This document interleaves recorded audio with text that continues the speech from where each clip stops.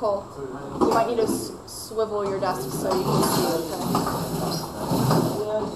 All right, so for today, we're going to start our next section, which is going to be a continuation of what we've been talking about so far with the relationships that we developed between the derivative and f of x, or an original function. We listed them in a previous section, but we're just going to go over some more examples and ways we can use these relationships. You do have a video assignment tonight, page 122 to 124, okay? But we're going to take a look at 119 to 121 tonight. What we can do, if we have time, and I'll leave this up to you, we might actually get to 122. So would we prefer to continue to do that in here, so that's less you have to do later? Yes. Or do we want to start, we can stop class a little early if we have the time? No, do the video assignment now. No, do it now? Okay, we can do it. But we'll see if we get there, okay? So on page 19, we're going to fill in the table at the top.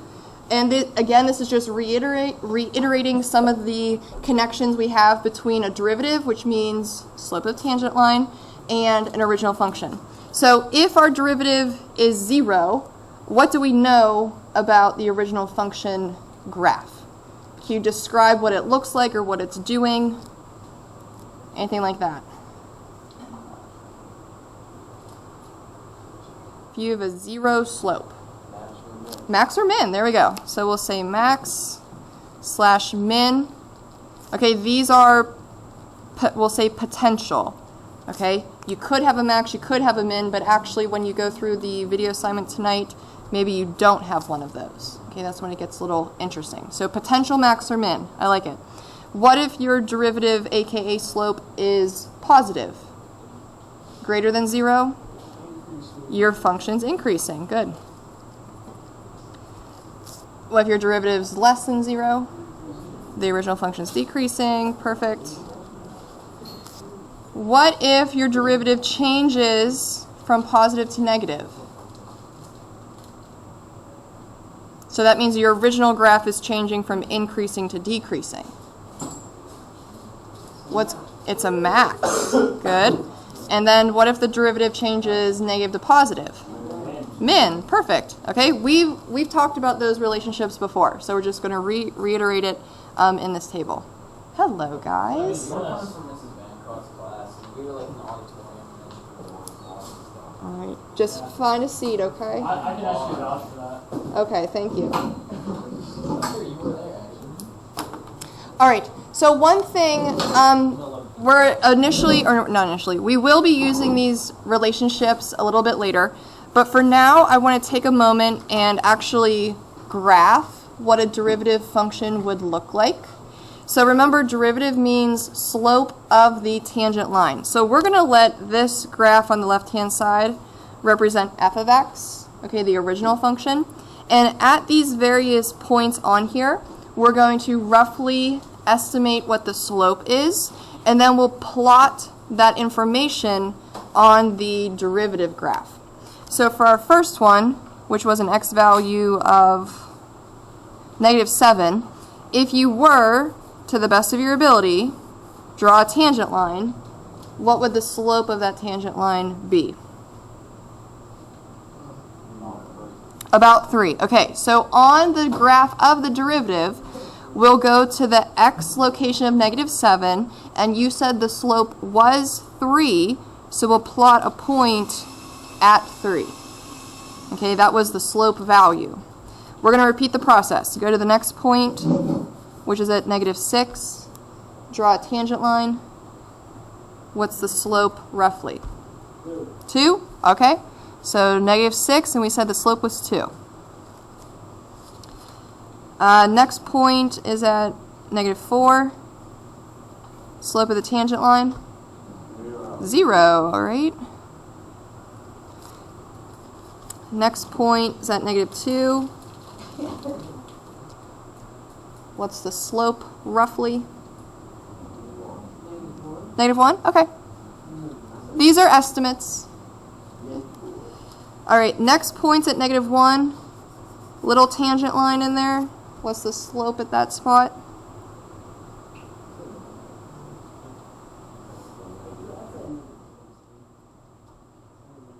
-2? Okay. We'll plot that value. Next point at +1 x value. 0 is slope. Good. Okay. And then next point at 3. Roughly 4? Okay. Remember, these are estimates. 1, 2, 3, 4, 5. X value 5. 0. And then 7. -5, -4, somewhere in there. That's fine.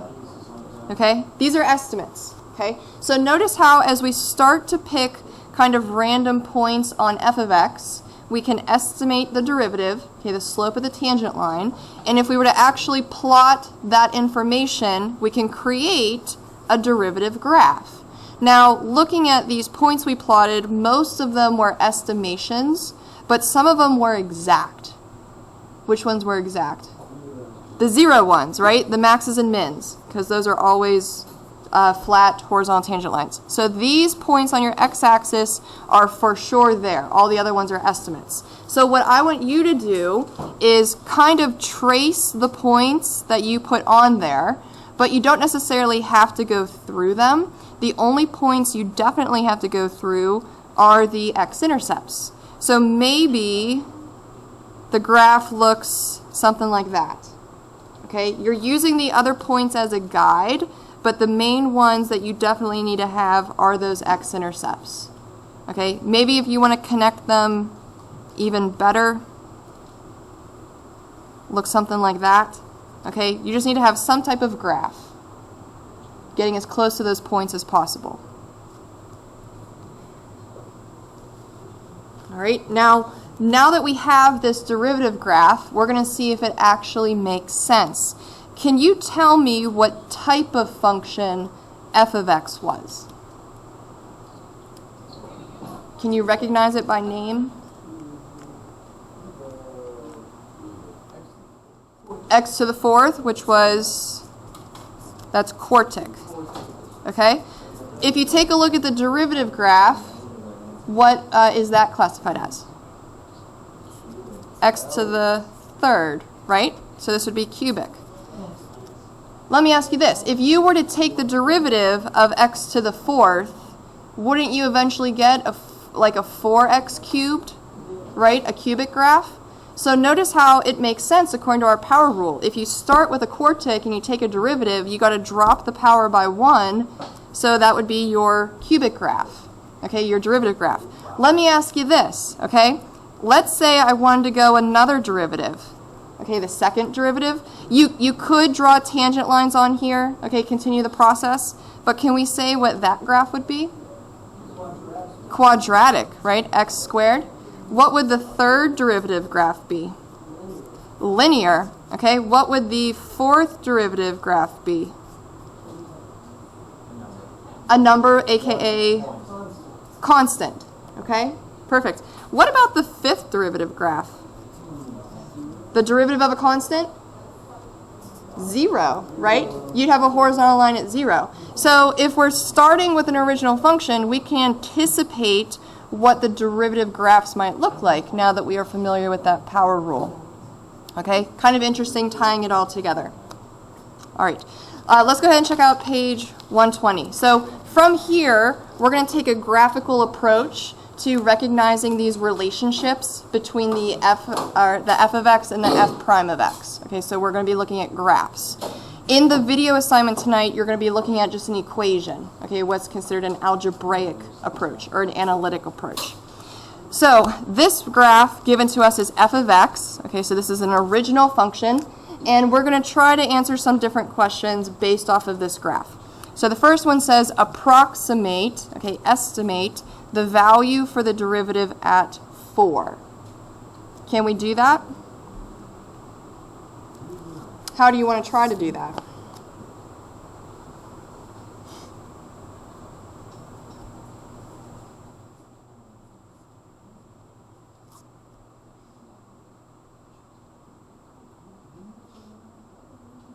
if you were to go to the x value of 4, plot the point, draw a tangent line, what is that slope approximately? I like 2. 2? Okay. That's an approximation. Okay, you can plot the point, draw the tangent line on the graph. Okay, now we did talk about a different way to approximate a derivative value, and this was mostly if we had a table, but we can still apply it to a graph. How else can we estimate a derivative? What do you think, Anish? On the slope between 2 points, 1 before and 1 after. 1 before and 1 after. Okay, so if we have the x value of 4, which is right here, notice how we can pick this point before it, this point after it, and if we calculate that secant slope, it should be a pretty good estimate as well. So slope between 2 points, looks like we'd have 4 minus -1, that changed to a plus. So we need the change in y's over the change in x's. So that would be 5 minus 3. We get 5 over 2. Okay, so 2.5 using the points, 2 drawing a tangent line, those are really close. Okay, but notice how it said approximate. So as long as you're roughly in that vicinity, I'd say that's a good idea. All right, let's try 2. At what values for x is the derivative equal to 0? So they give us the original graph, but notice how they're asking us about the derivative. So we got to think about what should we be identifying on this graph to help us determine that information. What do you think, Austin? Maxes and mins. Okay, so we also need to justify your answer. So before we even label what our answer is, maybe we'll write down the justification. We know we need to say because f of x, okay, because that's the information they give us, has a max or min. Actually, if you take a look at all the other examples, it says justify your answer, justify, justify. Let's just go ahead in there and say because f of x, because f of x, because f of x, because f of x. Okay? The information they give us is f of x, so every justification has to come from that information. So can we identify for number 2 where the maxes and mins are? X equals 1, 2, -4, yep. 1 and 5, yeah. I like those. All right, let's try 3. We want a derivative that's less than 0, meaning negative. So what's our connection to the original function? Because f of x, what? Is decreasing. Okay, so there's our justification. We need to figure out where that happens. So looking at your graph, if you were to trace it left to right, looks like we're decreasing from, what, -4 to 1, but also 5 to infinity.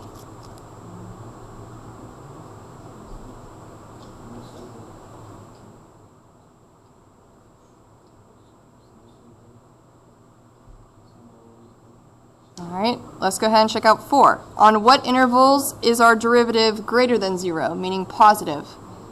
What should we be looking for on the f of x graph? Increasing. Good. So again, tracing it from left to right, we'll get -infinity to -4 and 1 to 5.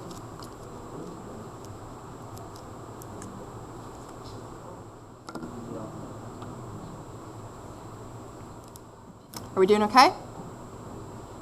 So far? We have those connections? Let's try 5. At what values of x does the graph of the derivative, so we don't have that information, we have the graph of f of x, okay, does the graph of the derivative go from below the x-axis to above the x-axis? I know, a little different here. Can we kind of interpret what that last kind of statement is telling us? If your derivative goes from below the x-axis, what is it? Or if you're above the x-axis, what are you?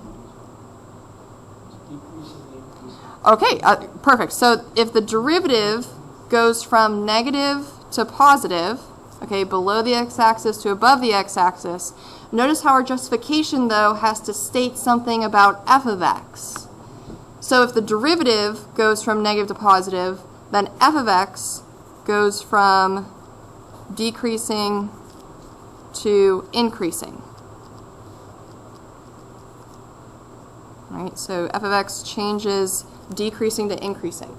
So we want to go ahead and try to find that spot on the graph.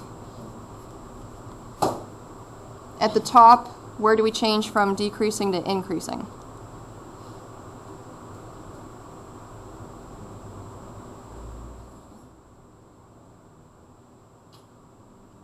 X equals 1, right? That was our location of a minimum. Okay, decreasing to increasing. Perfect. Let's try the next one. At what values of x does the derivative go from being above the x-axis to below? So the derivative is changing from positive to negative, but our justification has to say something about f of x, because that's the information they give us. So in this case, f of x changes increasing to decreasing. Can we state where that happens on the graph?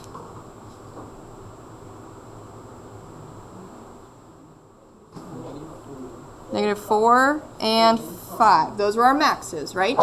Bless you. Changing increasing and decreasing. How are we doing? We're hanging in there? Yeah, aside from the heat? Okay. It is toasty. All right, let's try the next one. Another graphical approach. Now, take a look at this information. Notice how this graph represents the derivative, okay? Not f of x like the previous one did. So for our justifications, justify your answer, justify your answer, justify, justify, justify, justify, we have to say something like because f of x or f prime does something. Because f prime does something. All right, so all of these should say f prime of x. That's the information they give us. That's what we use as our reasoning.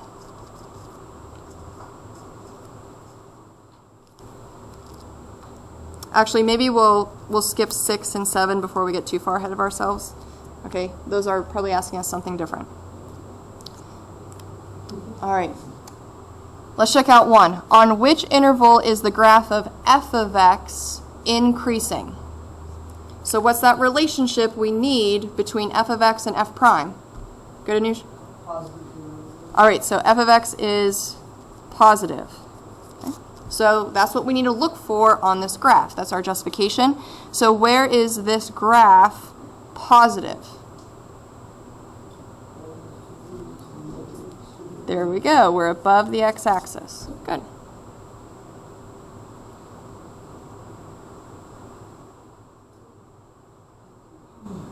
All right, what about the next one? On which open intervals is the graph decreasing?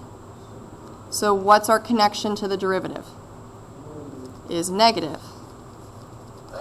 Okay, so where is this graph negative? -2. -2 to 2.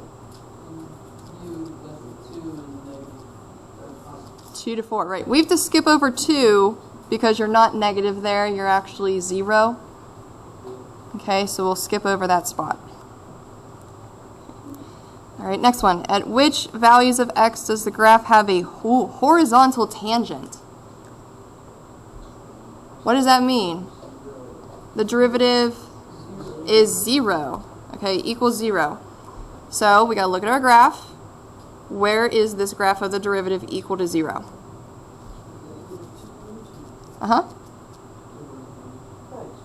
-2, definitely. And +2, right? Those are your x-intercepts. All right. 4. At what values of x does f of x have a maximum? So we got to think about what's our connection for a max and the derivative, aka the slope. because the derivative does what? Changes positive to negative. There's another part to it. You have to equal 0, okay, and you change positive to negative. So that means f of x is changing from increasing to decreasing, okay, going up to going down. So based off the graph, we got to figure out where's the derivative 0. Okay, we already did that before. So at these two possibilities, do we have one that changes from positive to negative? Yeah, which one? -2. You're positive before, negative after. Okay, x equals -2. So even though we don't have the graph of the original function, we can conclude that it has a maximum at this -2 location. We might not know what the height is, okay, but at least we know the spot. Let's try the next one. Where do we have a relative minimum? Can we think about the justification?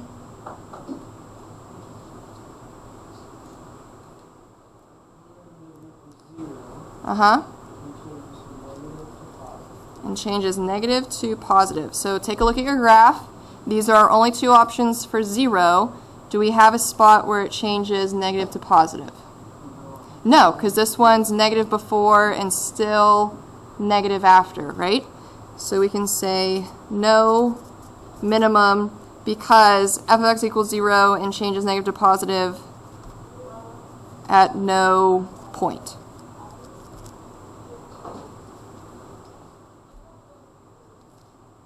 Can we think about what's going on at this spot then?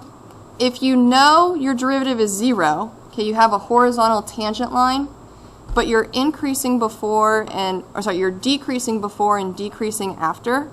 Can you think about what that might look like as a graph? What do you think, Griffin? That'd be like where it flattens out. It flattens or levels. So if you're decreasing before, okay, you're going down, but then your slope is 0, so you need to be level, and then you're decreasing afterwards, so it'll look something like that. So you kind of have that level spot going on in the middle. So you still can have a horizontal tangent line, but maybe it's not a max or a min. Okay, we have to see if there's that change or not. Okay, that's a big important piece to that. Let's try 6. What is the slope of a tangent line at x equals 0? Can we find it? -2, right? So if we actually wrote this out mathematically, the slope of the tangent line means derivative. They want the x location of 0. So if you were to plug in 0 into the derivative graph, you would get -2, because that's the graph they give us at the top. Now it does say justify, so we'll say because the point 0, -2 is on the derivative graph.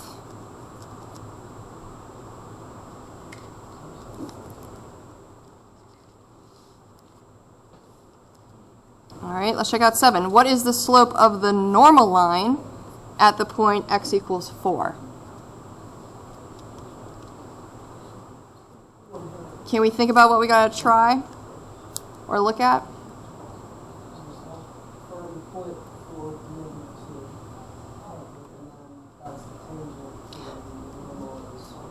Okay, so let's find the tangent point first. Okay, so the derivative at 4, according to the graph, is 2. So if that's the tangent slope, then for normal, we would need opposite reciprocal. Perfect. So that'd be 1/2. Okay, justify your reasoning because the normal slope is the opposite reciprocal of the tangent slope, aka derivative. I like it. Okay. Are we sure we want to keep going, or have we had enough? Keep going because I have a lot of homework. You have a lot of homework. Yeah. Okay, so this is actually going to be good because we still have about 10-ish minutes left. We can at least start this, okay? So it'll be less you have to do tonight. So now what we're going to do is take a look at an analytical approach, okay, meaning by hand. So by hand, we're going to try to figure out where is this function increasing, decreasing, or have a max or min. We did all of that for a graph previously, but now we just have an equation. So this is going to bring up a special vocabulary word that we have to be familiar with, and that's called a critical point. Okay, so we're going to go ahead and define that real quick.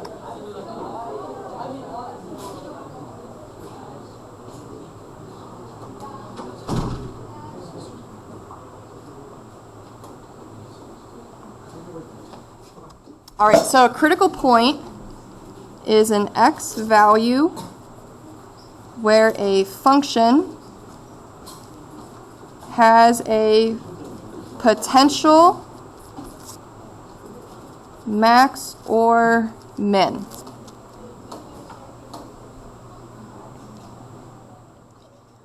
If we have a potential max or min, what do we know about the derivative? It's 0, okay? So we're basically going to find the derivative, set it equal to 0, because we want a slope of 0, and then we'll solve for x. Okay, we're going to find those critical points. So looking at our function here, now that we have our shortcut, we can easily find the derivative, which would be 3x squared minus 6. If we set that equal to 0, and solve for x, we can add the 6, divide the 3, we'll get 2, and then square root both sides. Don't forget the plus or minus. Okay, so I'm going to abbreviate CP. Okay, these are our critical points. On this graph of f of x, these are the locations of where we could have, okay, potentially a max or a min. So we definitely know our derivative is 0 at that spot. If we know at these locations the derivative is 0, we want to figure out what's happening at all of the other locations. And if all of those other locations are not 0, then they're either positive or negative. Does that make sense? So what we're going to do is take the domain of the original function, which would be what, by the way, of a cubic? Yeah, all real numbers. It's a polynomial. So we're going to take that domain of negative infinity to positive infinity, and we're going to break it up using these critical points. So what do I mean by that is we'll start with negative infinity, and in order, like a number line, negative square root of 2 would come first. We're going to skip over negative square root of 2 because we already know the derivative is 0 at that spot. Okay, we're going to try to test what are all these other points doing for the derivative. So then we'll end that interval with a positive square root of 2, and we'll skip over that one and go towards infinity. Not in this case, because we're going to create a table. Okay? Yeah, so you don't necessarily need the u. So we're going to create what's called a sign chart. Okay, we're going to fill in these little empty boxes with a plus or a minus. Okay, what the derivative is doing. So we know the derivative is 0, okay, at negative square root of 2 and positive square root of 2. We're going to figure out is it positive or negative in these other spots. Okay. So this is how the sign chart works. I want you to pick any number your little heart desires that's between negative infinity and negative square root of 2. Negative 5. Okay, whatever number you want, I want you to plug it. I want you to plug it into the derivative. And would you get a positive answer or a negative answer? Definitely positive. Okay? So we know on this interval the derivative is positive. Then, the moment we hit negative square root of 2, we know the derivative is 0 because it was a critical point. Let's check this next interval. Any number your little heart desires. 0. Plug 0 into the derivative. Definitely negative. All right? We're going to skip over the square root of 2 because we already know the derivative is 0 there. It's a critical point. Pick another number your heart desires. 2. All right, plug it in. Positive. Okay. So if this is how the derivative is acting on those intervals, what is the original function doing? If the derivative is positive, the original is increasing. What if it's negative? Decreasing. Perfect. What if it changes increasing to decreasing or positive to negative? Maximum. Okay, so notice how at negative square root of 2 the derivative was 0 and it changed positive to negative. That's our description of a max. At the square root of 2 it was 0 and changed negative to positive. That's our description of a min. So without needing a calculator at all, okay, we just use calculus to determine what this function basically looks like. So we're going to use this sign chart to write down some of our justifications. We're going to say, it's going to be some writing, okay, f of x is increasing on the intervals. Look at your sign chart. We said that was negative infinity to negative square root of 2 and square root of 2 to infinity. Because why? How did you know we could write increasing and increasing in that table? Good, Christian? The derivative was positive. There you go. F prime of x is positive. Let's move on to our next justification. F of x is decreasing on the interval negative square root of 2 to positive square root of 2 because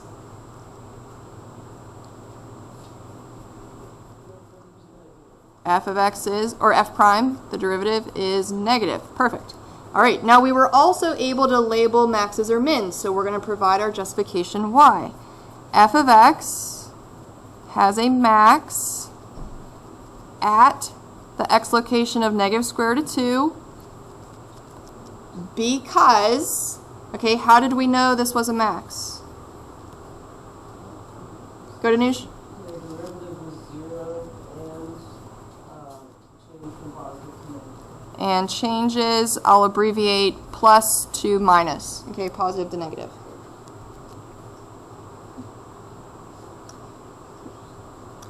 Now, the directions at the top, if we read them closely, which we should have, it says find all coordinates of relative extrema, meaning maxes and mins. So notice how this is just an x location, okay, it's not a coordinate. So to find the coordinate, we would actually have to plug in negative square root of 2 into the original function, okay, to get the y value. And I don't know if we have calculators available for us, but if you were to plug in negative square root of 2 and for all the x's, I believe you'd get 6.657. Okay, so there's your coordinate for the max. Let's go ahead and do the minimum. So f of x has a min at x equals square root of 2 because the derivative was 0 and changes negative to positive. Okay, how we can see that in the table. Again, they wanted a coordinate, so we'll go ahead and find it. If you were to plug in the square root of 2 into the original function, you get negative 4.657. Okay, so there's the actual coordinate of your minimum. We have a ton of information now. We could actually graph the original function if we wanted to, right? You know where it's going up, you know where it's going down, you know where the maxes and mins are. You could draw a really accurate graph. Okay, we'll stop there for today. The video assignment for tonight is going to cover the other two examples that are just like this. Okay, so I think that was a good thing that we were able to get through that today.